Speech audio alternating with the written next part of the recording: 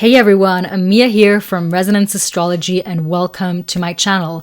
This time we are back with the weekly overview with the astrological transits and we are looking at the week from March 24th till March 30th, 2025.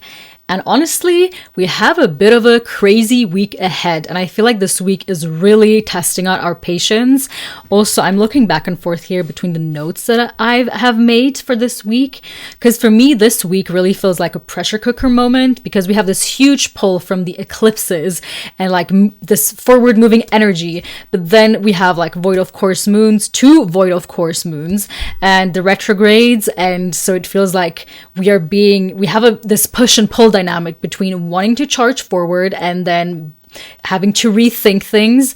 And then of course also, on top of that, why not, we have Neptune moving into Aries, which is like charging us forward into a completely new reality. So again, this week is a bit crazy. And we also have, this is not really happening this week, but Saturn and Uranus are slowly getting into a sextile, and both of these planets together in aspect often have a bit of a pressure cooker like archetype in them, or just the energy they bring in, because Uranus and Saturn are just like so different. So they usually have this huge push and pull dynamic between them.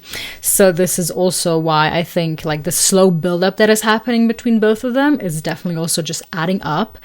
And then at the same time, I also, especially with Neptune and Aries, I don't want to like hype things up too much, because sometimes we can like get too much in our heads, and then, Neptune ingresses into Pisces in a week and it's like, oh, nothing happened.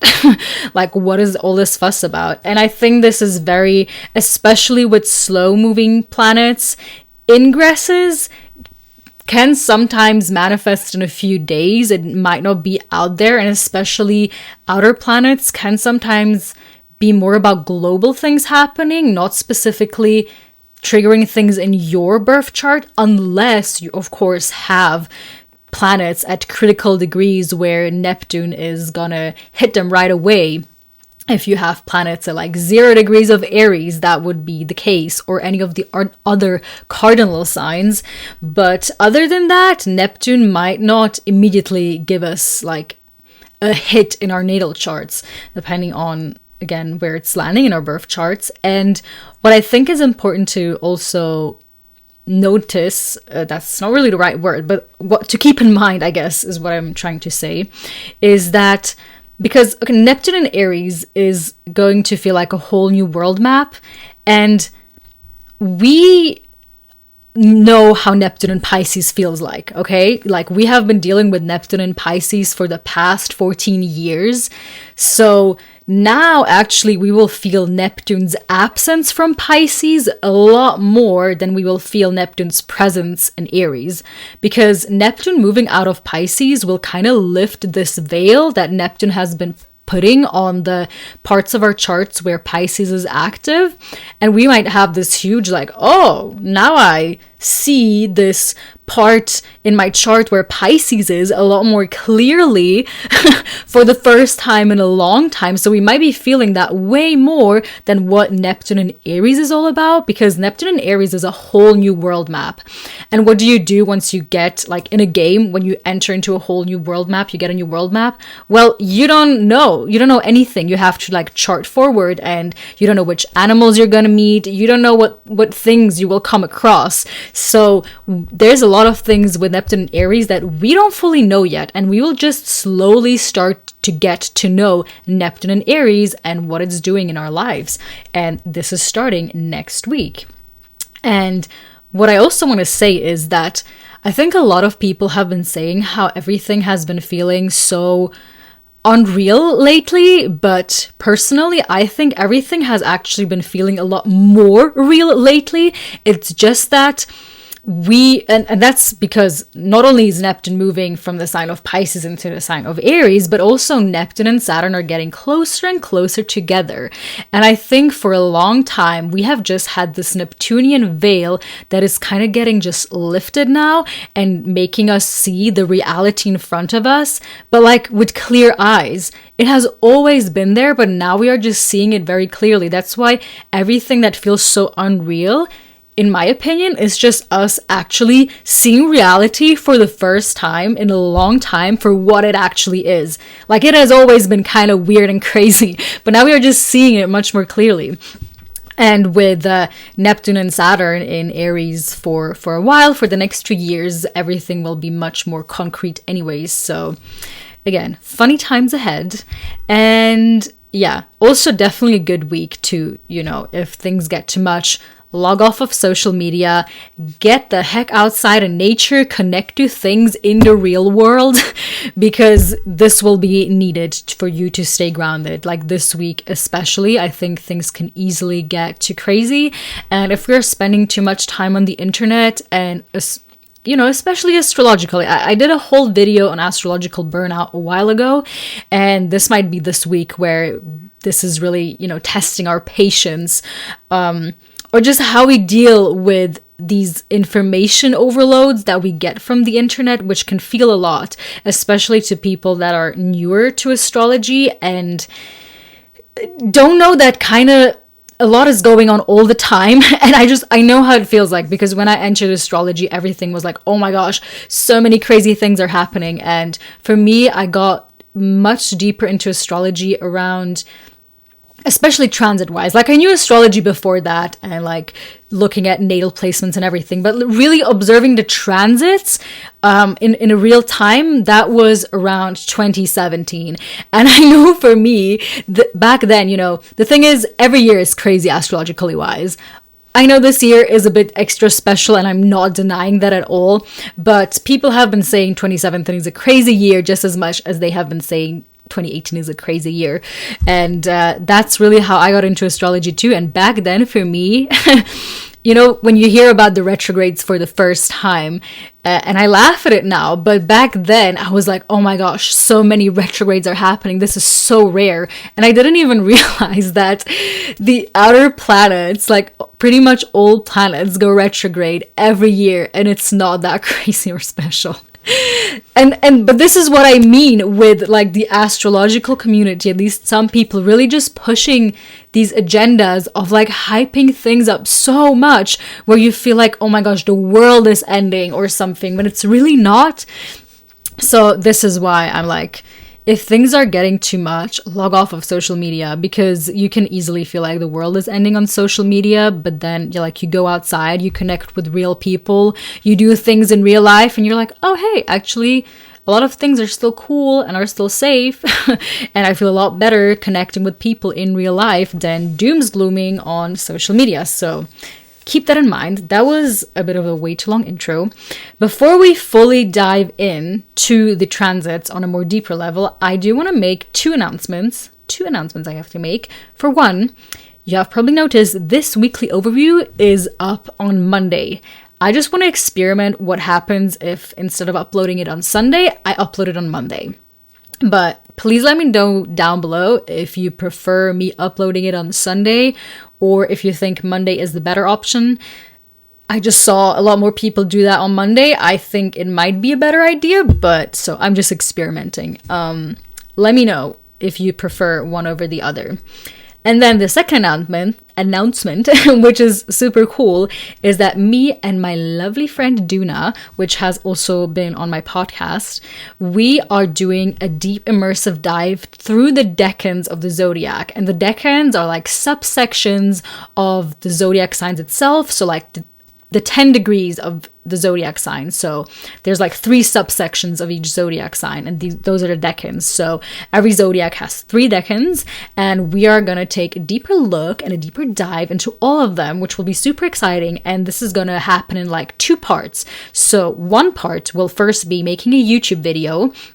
We will be going through like the decans of Aries, decans of Taurus, and so on and so forth, getting like a bit of an introduction into all of them. And then the second part is like an online workshop where you are absolutely allowed to participate too and bring in your personal stories and talk about your experiences with the decans. And we're going to bring in much more material. We have loads of books and tarot cards and everything we want to bring into, like, to really make this a good and real deep dive that you can like to make it applicable into your real life.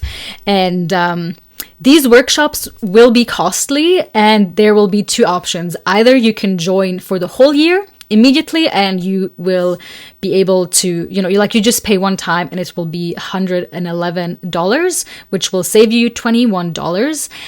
But there's also an option to just join every month if you want. Maybe you don't want to join for all the decans or all the zodiac sign decans. You just want to join for, I don't know, Taurus or Sagittarius or whatever. That's totally fine. But each individual talk will be $11, and you can also just individually book this, and we will always announce this on our social media, so make sure to follow us in there. Definitely, I will also be announcing this on YouTube. And again, as I mentioned before, you will first get the YouTube video here as well, which will serve as this like introduction into the decans of each zodiac sign. But this is definitely exciting and honestly also a bit chaotic, because we had to Aries season already started, right? Like, ideally, we would have had this set before and we could start now. But no, the thing is, I had the surgery before. Duna is currently in the United States, and it was just impossible to put this all together. And so we are doing it now on a more limited time, even though we already prepared a lot, but we just didn't have a proper time to sit down and film everything and discuss the actual dates. So you will get all the information. The decans of Aries should be up not next week probably, but a week after that, so beginning of April. Definitely everything is still in Aries season, so don't worry about that.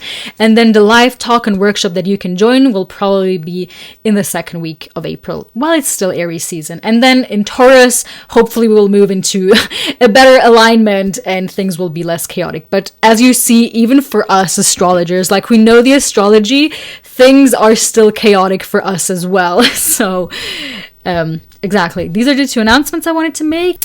Okay, and now let's get into the actual weekly overview, and we will start off with Monday. Monday, we have Mercury Sun Cazimi in Aries. So Mercury is undergoing a Cazimi just like Venus did a day before. We had Venus Sun Cazimi in the weekend. Mercury is now following that route, and Mercury Sun Cazimi is really, it's a midway point for the Mercury retrograde too. So it's like this big aha moment as well for Mercury. And we are able to gain new insights and downloads. And I would not be surprised if these aha moments that are happening are like going back to the lunar eclipse we had in Virgo, which was ruled by Mercury that stationed retrograde just a day later. So I'm pretty sure there's like some aha moments coming in from that lunar eclipse, and we might get a bit of a better glimpse or be like, oh, this is what the lunar eclipse has been all about in Virgo.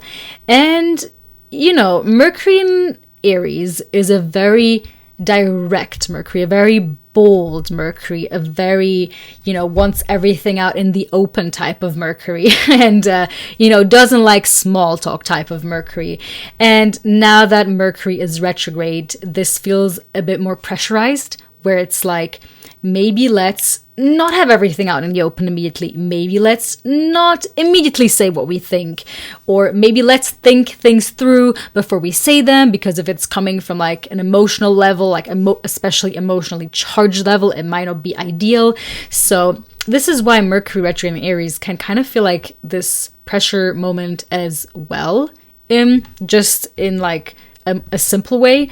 And also why, Aries rules over the head can also literally or mentally give us like headaches, because it can deal a lot with, like, for a lot of people, I have seen this Mercury retrograde in Aries cycle has been a lot of the, like, realizing where we put a lot of pressure on ourselves, especially mentally, with like the thoughts we are thinking in our lives. Like, how are we making our lives difficult with the thoughts and the pressures we are putting on ourselves? And so this might be this like realization moment of like, oh, this is how I am, like, putting way too much pressure on my head and like kind of self-sabotaging my own reality by thinking I need to do this and this, and when I really don't have to. Because if one thing makes Aries completely frustrated, it's the fact that good things takes time. And Aries is really the sign that like handles the fact that things take trial and error the worst, if I can say it like that. It's just it doesn't do well with like accepting the fact that you can't be good at something on the first try. Like Aries would love to be amazingly good at something for the very first try, and it's like, no, you'll probably be cringe, you'll probably have a lot of trial and errors and good things will take time and patience. Aries is not so good with patience, so I think this will be like a bit of a aha moment. Like, where are we putting too much pressure into our lives where we feel like we need to get it right immediately, when it's like, no, like you really don't need to get it right immediately on the first try. There's like so much room for growth and improvement, and we really can only establish that growth and improvement if we start trying, right? And that's what is good about Aries, is that Aries is bold and courageous to try and do things, but it just has to realize that, okay, it won't be perfect on the first try, and there will be lots of trials and errors, and also, to not dismiss things immediately when things go awry for the first time. Like, no, we need that endurance. This is why Mars is actually exalted in the sign of Capricorn, because right, Capricorn is a Saturn ruled sign, so it's like this long-term warrior that can like have this long-term plan about how to execute things. But in any case, let's not dwell too much on this here. I think I gave you enough information on how Mercury Sun Cazimi in Aries is going to show up. On Tuesday, we have the first void of course moon of the week. This week, we have 2 void of course moons from the Hellenistic perspective, okay? Which is much rarer, and it's crazy that they're happening both in one week. We already had one. It's already crazy that 3 of them are happening in March. And we also have Mercury retrograde sextile Pluto. Before I talk about the void of course moon, let's talk about Mercury retrograde sextile Pluto, because it's kind of, Mercury is doing the same thing that Venus is doing, essentially. And here too, Mercury meets up with Pluto, and I feel like Pluto just kind of serves as this like background voice of giving us the necessary push and nudge to really like go for it and really like undergo this transformation, and to not be scared of the transformation that we are going through right now. Because this year, everything changes anyway, okay? Like, we're entering a whole new territory anyway, so we might as well get comfortable with letting go of our old paradigms, and especially the inner stories we tell us. Like, this is really changing, and it's especially changing because when Uranus moves into the sign of Gemini, our thinking will change drastically. Sorry guys, my lovely cat here has been making so much noise. I'm not sure if you heard something in the last few seconds, and she just wanted inside the room, so I had to let her inside the room. She's the boss. Okay, so to get back to it, void of course moon. So a void of course moon is when the moon makes no aspects with any planet before it leaves its current zodiac sign. And a void of course moon is linked to like a lack of progress, and that's why it's not really good to do anything during these times, because it can kind of like not really bear fruit. Like, if we do any sort of big decisions, sometimes it just means it's not really going to bear any fruit. So it's not the ideal time to set any new ventures, which would be something like entering a relationship, signing a business, like building your business, announcing that you're going to build your business on this day. Like, it's not a good day for this big decisions or announcements. And it's much better day to like kind of go more inward and reflect, which I think the, Mercury retrograde sextile Pluto on this day is also a good day to do this anyways. But yeah, I think these void of course moons during this week are just, again, they're amplifying this pressure cooker energy that we are getting. So yeah, just be mindful of not doing things. I know it's super chaotic. I feel like because the eclipse, we're going to get to the eclipse in a minute anyways, but the eclipse is really just like bringing things into our lives anyways. So if if you're put in this pressure cooker moment, let's make this super practical. I feel like if you can, sleep over everything at least one night, just so you kind of go through the notions and don't make any decisions on a whim, because I just don't think this week is about making decisions on a whim, especially with the retrogrades. But if things are coming into your life, you know, and you really feel like this is meant to happen, I would go for it. So like, don't be too scared. Like if things are happening, like if your boss is like, oh, you need to sign this contract this week, like don't wait if you don't have to. Like if it's happening, it is happening. Okay. So this is just what I want to say. Don't like pressure yourself too much with Mercury and Aries. That is already so much about putting the pressure onto ourselves. Okay. Anyhow, let's go to Wednesday, where Mars in Cancer is squaring Chiron or Chiron. I have no idea how to pronounce it. How do you guys pronounce it? Chiron in Aries. And so, okay, so Mars and Chiron have already first formed a square around October 13th, 2024. So this is part of like a longer story arc, because it's part of the story arc of Mars's retrograde. So Mars and Chiron are getting 3 square hits. And then the second time was on February 3rd, 2025. And now on March 26th, we are getting the last hit.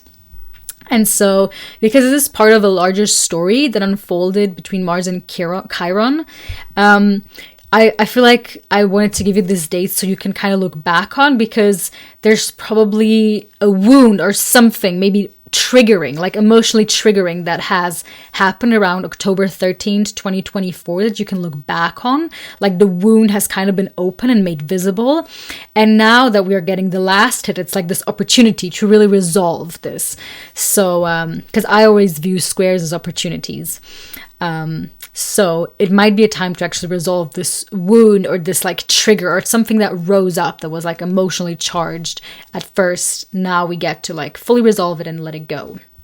Then on Thursday, we have Venus retrograde moving back into Pisces, and because Neptune is at such a late degree, the immediate thing that Venus does is conjoining Neptune in Pisces. And yeah, Venus goes back into her exaltation. We love that. And, you know, she meets Neptune one last time before Neptune moves into the sign of Aries. And so for me, it almost feels like a bittersweet goodbye. And I have, like, when I wrote my notes, I was almost getting a bit of emotional, because I was like, oh man, like we've gotten so used to Venus and Neptune coming together in the sign of Pisces for so many years, and Venus and Neptune just feel so good together in the sign of Pisces. So yeah, it's really a bit of a bittersweet goodbye, honestly, in my opinion, of like, yeah, because next time they're gonna meet when Neptune has ingressed into Aries. So it's like that story of Venus and Neptune and Pisces in our charts is kind of like really coming to an end. And it actually made me a bit sad, because like, oh no.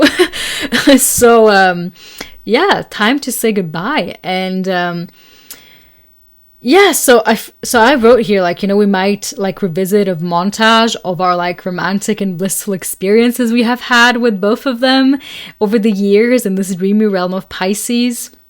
So I think it's a good day to definitely get a bit romantic and dreamy and like revisit old photos and things, especially like be over romantic, you know? It's like we're never getting Neptune and Venus again in our lifetime, in the sign of Pisces in our lifetimes. So I'm not sure actually if we're getting them again together, because Neptune will move back into the sign of Pisces. I did not research that. Shame on me, but I'm not sure what happens when Neptune moves back into the sign of Pisces, if Venus and them still meet for one last time there. So let me know in the comments. I will put it in the comments. But if not, this is literally the last time they're meeting. So I'm like, be fully Delulu and romantic with everything out there. Like, enjoy this freaking day, because we are not getting this combination ever again like this in our lifetimes.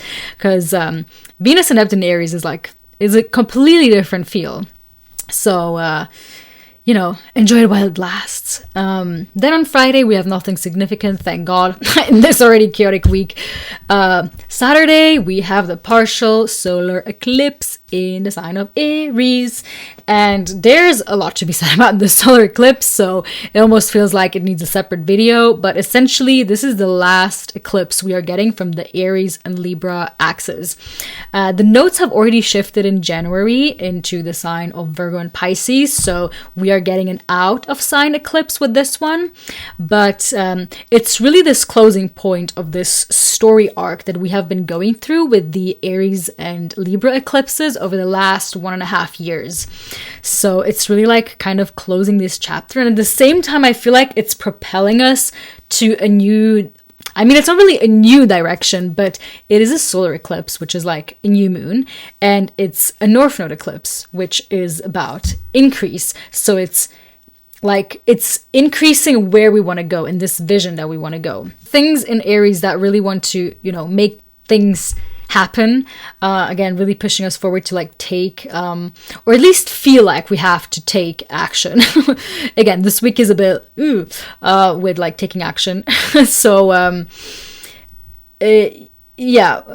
definitely getting like just a bit of a stop go notion from the cosmos, but this eclipse is really like kind of like charging us forward. But I think what's important to remember is that with eclipses, we don't have to do so much. They usually bring in things into our lives, again, especially solar and north node eclipses, which are about new beginnings and increase, as I already said before. And I'm thinking of this quote of Pablo Neruda, where he says, "You can cut all the flowers, but you cannot stop spring from coming." And this solar eclipse feels very much like that quote, because we can do whatever the heck we want, but like we can't stop things that are ripe coming into our life. And this really feels like this last gift that Aries wants to leave us, because we already have such a highlight in the Aries charts of our lives, with Neptune moving into Aries and Saturn moving into Aries for a good chunk of the next like 2.5 years. And then I feel like, we're always focusing on like letting go and what we should let go, but rarely do we talk about how difficult it is to also let things into our life and to receive. I really feel like this eclipse is about receiving things. And again, like this last gift of the Aries Libra arc of the story that we've had. So sometimes we also run away from the things that want to come into our lives. And this eclipse is really like kind of test us like, hey, I want to bring this into a life, so like, please let me. So I think it's really like this, can you let it happen type of situation. Exactly. So again, it's not always about letting go. Sometimes it's also about receiving and letting things in. And yeah, I feel like just this last eclipse is definitely about receiving and propelling us into this new, more like in this new Aryan path that we have been on and will be on with, again, this focus with the planets. Okay, sorry. I just feel like I've repeated myself a few times. So I'm like, oh, okay, let's, should I say Saturn, Neptune again? I said it 50 times now. Okay. And then on Sunday, we have Mercury retrograde moving back into the sign of Pisces, conjoining Neptune immediately, of course. Then Neptune moving into Aries and a void of course moon next weekend is crazy. And here in Europe, we have the switch from daylight saving time during this night, which I'm just like, that's so trippy. Like, that's so trippy. Like, you have Mercury going back into Pisces, conjoining Neptune, and then Neptune moving into Aries. It's like time isn't even real. And then we have this shift of time that we just implemented as humans, because we were just like, oh, we're going to do this in time, which was already a construct that we made. So I feel like just, at least here in Europe, because I think in America you already had the switch from the daylight saving time, but it's really just going to feel like time is not real. Like nothing is freaking real this weekend. Exactly. So, and again, with Mercury and Neptune, we once again have a bit of this bittersweet goodbye moment. But yeah, I'm not so mad. Mercury and Neptune sometimes can be a bit villainous, you know, in not making us see things clearly. So I'm not so mad about this particular pair happening in the sign of Aries and not Pisces anymore. And yeah, Neptune and Aries. I mean, Neptune and Aries deserve its own video, really. I already said a few things in the beginning. It's gonna feel like a new world map, and I am also going to do horoscopes for each of the 12 zodiac signs next week for Neptune. The only thing, and please guys tell me, what do you want? Because I feel like talking about Neptune and Aries is almost impossible to not talk about Saturn and Aries as well. So I'm just like, should I make horoscopes for Saturn and Neptune in the sign of Aries, or do you prefer having them separate? Because I know Saturn's ingress is like 1.5 months later. It's not immediate, you know? So do you want Neptune, Saturn horoscopes, or do you just want Neptune and Aries horoscopes and then Saturn and Aries horoscopes? Let me know, because I kind of wanted to group them together, but I'm not sure what you guys would find more useful. So let me know. And yeah, there isn't anything more that I want to add, because again, I will deeply talk about Neptune and Aries in a separate video. Definitely deserves its separate video. So this is what I have for this week, you guys. Let me know. A pretty chaotic week. How have you been holding up with everything? I definitely, I don't know. I feel like every time I take a few steps back and I just observe more instead of just charging forward on a whim, everything is a lot better in my life. But it is I feel the pressure as well. Like, I definitely feel this pressure cooker point, and I definitely also feel it globally, this pressure cooker point. So if you found this video useful, leave a thumbs up. It means more than you know. Subscribe to the channel to stay updated for weekly overviews and other astrology related videos. And yeah, make sure to share this video with somebody else if you found it useful, and make sure to follow me on my social medias. I linked them down below, and I will see you guys next week with Neptune and Aries horoscopes, maybe Neptune and Saturn Aries horoscopes, and a weekly overview. Bye guys, much love.